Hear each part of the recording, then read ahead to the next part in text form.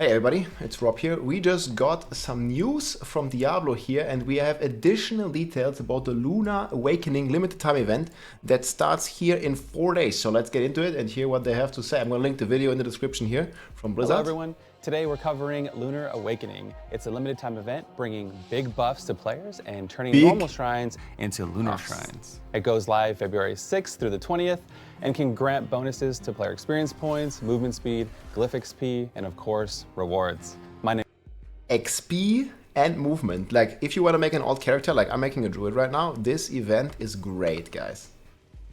So let's see what the details are. My name is Bloodshed and we're back with Marcus. Hey Marcus, how you doing? Hey Ruben, doing great. Excited to talk about Lunar Awakening. Great to have you. We also have a special guest with us today for Q&A, Christabel Ormiston, who's the Diablo 4 product manager. Welcome aboard. Yeah, thanks guys for having me. Yeah, thanks for joining. Well, everyone knows by now, I like to dive right into these topics. So, Lunar Awakening is a limited time event that powers up existing shrines in the game. Well, under the effects of a lunar shrine, you'll earn 50% experience points per.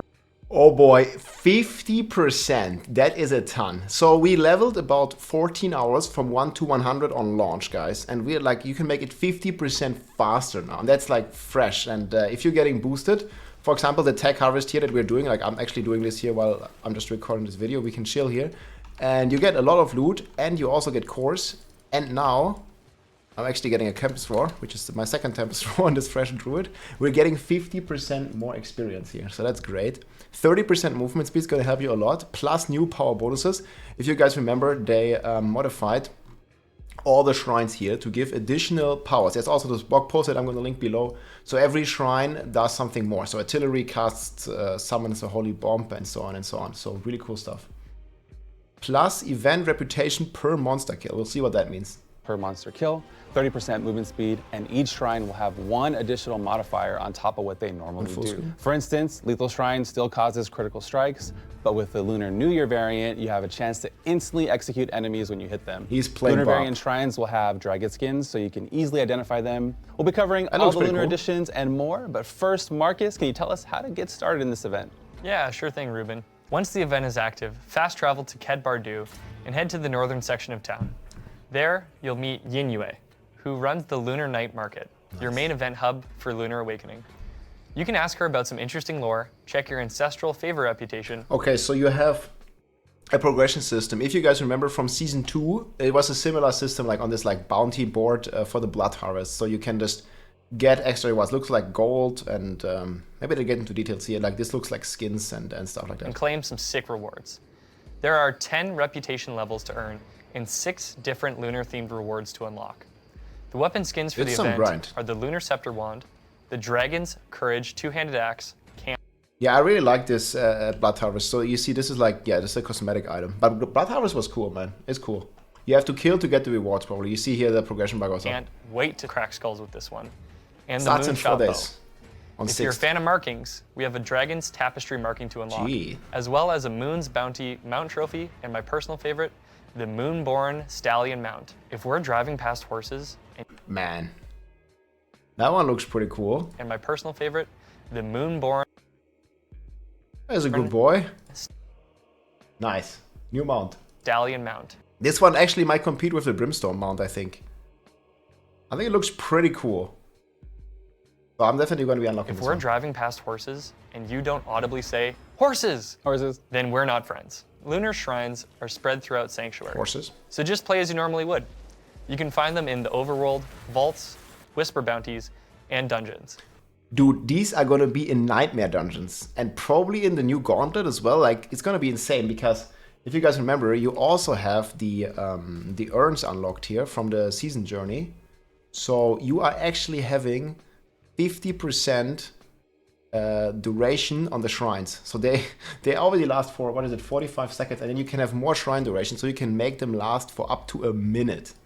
Speaking of dungeons, during the event, Nightmare Sigils have a chance to roll an Ancestor's Favor dungeon affix.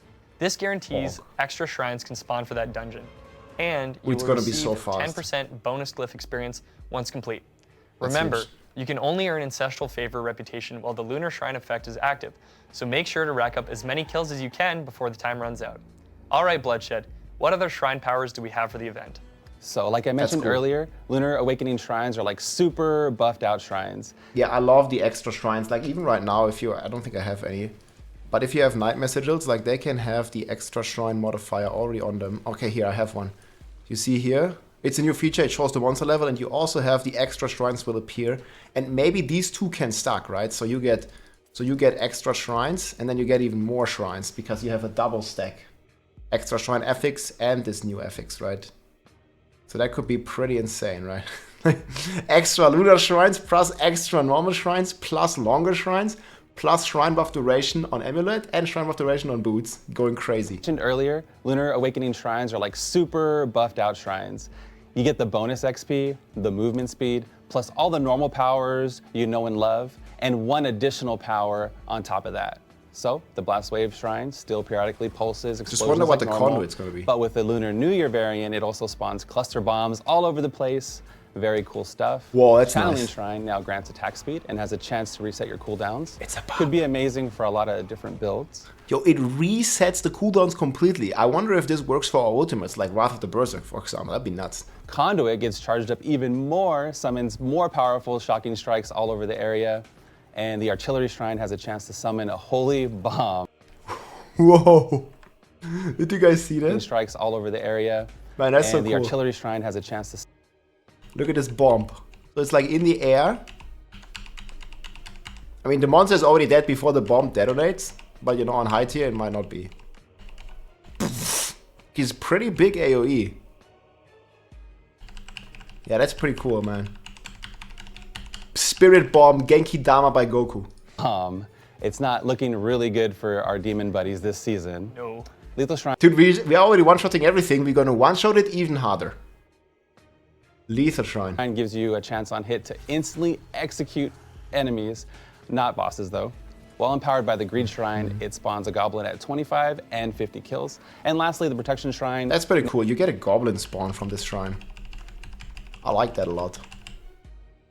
How many did we have to have? 25 kills gives one goblin, 50 kills gives another. It probably doesn't scale further after that. Because again, you can have the shrines up for a minute. kills. And lastly, the Protection Shrine now reflects incoming damage for the duration. This information should get you up and running for the event. Marcus, I think it's time for Q&A. What questions do you have for our guest? Okay, Christabel, do you have any tips and tricks for us? Maybe some helpful tips for leveling our new seasonal characters during the event? Yeah, so actually before we get into the tips and tricks, I wanted to highlight that this Level won't new just be characters. for seasonal characters. Drumroll will also be featuring this on the Eternal Realm. So pretty exciting stuff. But yeah, to get into the tips and Wait, so this event is in the Eternal Realm? That's cool. pretty exciting stuff. But yeah, to get into the tips and tricks, I think the first one would be around the Lunar Celebrant local event. So that will just consist of, a Lunar Celebrant will be under attack, and the player will be offering a helping hand to keep the celebrations going, your kind of classic Diablo monster defense stuff. If you're able to complete the mastery objective for this one, then you'll also spawn an additional bonus frenzy wave of monsters to prolong your killing spree. So Okay, the that's short version cool. of the Even story more is that XP. it's way more efficient to go after the local event than just doing a normal shrine. Bloodshend was a streamer. I believe Yeah. this might have been Great mentioned, streamer. but another Content PSA creator. that Lunar Affix Nightmare Dungeon Sigils will offer bonus Glyph XP. You love your Glyph XP. And certainly guaranteed Lunar Affix Nightmare Sigils are also in the reward tiers Wait. How does that with sigil Glyph look? XP. And certainly Empowered elites, monster burning ranged. But this just looks like a normal one. guaranteed Lunar Oh, this guy just casually has a Shaco. He has a Shaco and he's running a tier 21 dungeon, man. Oof. Affix Nightmare Sigils are also in the reward tiers with the reputation. So we're hoping that the grind for the reputation feels self-reinforcing. Okay, that's cool. Whisper bounties. So in keeping with, we want this to be efficient, we want it to feel rewarding. We also want to make sure Efficiency. you can complete your bounties in parallel with the event. So you'll get one Grim Favor for completing a lunar-themed Whisper. TLDR, if there's anything to take away from this, it's that we want you to play the game as you want to play it. We want you to be able to kind of reinforce the loop that you most want to play and be able to kind of dabble with these shrines alongside. So you basically have a lot of options. You can do Lunar themed whispers, or you can do the Lunar Shrine dungeons. That's awesome. I think most of us want to play the way we want to play and have fun with the game. I'm also curious, are there any interesting, lesser known nuances with the shrines? Yeah, so you gotta try them all, I suppose. But there may or may not be a snapshot? special title for those who do. But to give a few other tidbits here, so the Protection Shrine, the reflection damage scales with level and world tier. Channeling Shrine, a little less flashy, but because of the instant cooldowns, you can spam abilities way more frequently, so it can be really useful in specific content. Dude, tell us if it's gonna reset our ultimate abilities as well. That'd be so cool in a lot of classes. I mean, I think it might, because there's a chance. Lethal Shrine, so in addition to execution, monsters will be fleeing in fear from you, which is... Okay, this might actually be a bad effect though. Like if it's causing monsters to fear, like if I'm a barb, you know, I'm a melee guy, I'm fighting monsters and then they run away, I can't damage them because again, I'm a melee guy with my hammer. So that might not be... You guys remember in Diablo 3, we actually used to skip those shrines that would fear or knock back the monsters like speed shrines. So, I mean, we'll see how it's gonna go, but fearing can be very annoying for melee characters. It is a really cool moment and, you know, really feels the state of... Really cool moment? I don't know about this one. The rest of the stuff looks pretty good, but the fear, man, I'm not a fan. My personal favorite, because everyone loves goblins, I love goblins, is the Greed Shrine. We kind of need the opposite. The tricky part and pull the them big in. Existential debate that I'm sure every player... Oh, look at this. There's like a cool goblin icon. That's pretty cool. ...will go through is, do I try and rack up more kills? Dude, this new gold animation just looks so Do I insane. spawn Like, another one? Or do I try to billions of chase gold. down that little guy before he gets away? So, you know, no, leave we're that just out gonna to you. one-shot boink him. 30% movement speed bonuses. So, She literally one-shot him as well, man. you know, you get to do all of this even more quickly and maybe even faster than I can talk. I will definitely try to slay the demons as fast as you can talk. If I'm doing that, then I'm doing something right. So personally, I'd like to wait and pop a shrine until I have a good pocket of monster density nearby. Is that something that was considered during development? Yeah, 100%. So monster density and providing players the opportunity to immediately use the shrine bonuses was a key pillar of the event. So these miserly spirits will spawn whenever you activate a lunar shrine. And that way you can actually take advantage of bonuses you receive. Do you guys see this icon? I'm pretty sure it was in the footage of the gauntlet as well. Because I was thinking there was a legendary, but I think it's pretty safe to assume that these lunar shrines might actually be in the gauntlet, or at least were in the gauntlet in the preview. Because I was like always thinking that the gauntlet dropped a legendary, but it's actually this shrine icon. And as mentioned earlier, they're also a bonus part of the local event mastery objective. So again, we really want players to just have a lot of fun with this. And like, in my humble opinion, getting to shred a bunch of monsters really quickly is the vibe I'd be looking for, and that's the vibe we're going for. Hey, that's a good vibe to be a part of. That sounds good. We learned earlier that Nightmare Sigils can roll with an ancestor's favorite affix. Can you just stockpile these for after the event, like similar to what we did with Midwinter Brews? Yeah, so I'm glad you brought up Midwinter Blight. So stacked actually, them all. Gillian's Brew was really popular for that event, and so the short answer is that even after this event has finished, the bonus glyph XP will still remain on all the crafted Nightmare Dungeon sigils that had it. So we really just want rewards. So you can stack them, but there's only one problem. You don't have enough space. You don't have space in your inventory, you don't have space in your stash, so the brews, they would stack up to 99, but man, these sigils, like, they take an inventory slot each. So I don't think we're gonna be stacking that many of them. To persist Because as much no as space. possible. We also know that if you're not playing in a higher level character at this point in the season, then this might not be as relevant for you. So, you know, we hope you can hang on to them for when you're ready to grind out, you know, the event, or That's still good. if one of your eternal characters wants to partake, you can do it that way as well. So, you know, go ahead and stockpile from Doomsday. And Yeah, that's pretty cool just that you wanna got say it to in players, you know, Eternal. thanks so much for all the feedback on Midwinter Blight. We've been, you know, working hard to try to 11 incorporate those. sigil And modes. hopefully you'll be able to enjoy the Gee. faster progression, better efficiency, and all of the fun stuff that shrines have to offer. Big shout out to Christabel for answering all of our questions Sounds today. good, guys. Well, that just about does it. I don't really want to drag on any longer. We'll see y'all in Sanctuary.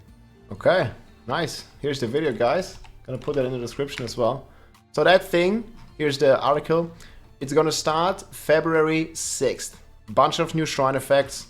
It's gonna be pretty cool. Nice event here. We'll certainly give it a try. Hope you guys enjoyed this overview. Take care, my friends. GG.